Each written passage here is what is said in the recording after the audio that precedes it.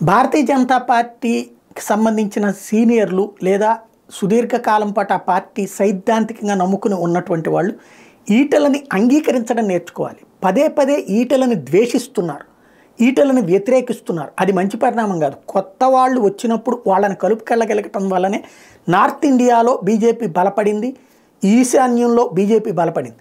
ఇక్కడ వచ్చేటప్పటికి ఈటల లాంటి వాళ్ళని అంగీకరించలేక ప్రతి చిన్న అంశం కాంగ్రెస్ వాళ్ళలో బీఆర్ఎస్ వాళ్ళలో ఓ రాయేగానే ఆ ట్రాప్లో బీజేపీ వాళ్ళే పడిపోతున్నారు. తాజాగా ఆయన ఎవరో కాంగ్రెస్ కార్పొరేట్ ఇంట్లో భోజనానికి వెళ్ళాడు, అక్కడ కాంగ్రెస్ వాళ్ళతో కూర్చున్నాడు. ఇంకేముంది బీజేపీలో చేరిపోతున్నాడు అనేసి.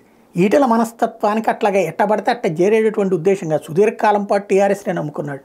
కేసీఆర్ అవమానించాడు కాబట్టినే బీజేపీలోకి వచ్చాడు. ఆ రోజున గెలిచాడు కదా. మొన్నైతే అనుకోని పరిస్థితి, ఆయన కూడా ఊహించినటువంటి పరిస్థితి. అట్లాంటి వాళ్ళని ఎంకరేజ్ చేయాలి కానీ డిస్కరేజ్ చేయడం మంచిది కాదేమో. బీజేపీ శ్రేణులు ఆలోచించుకుంటే బెటర్.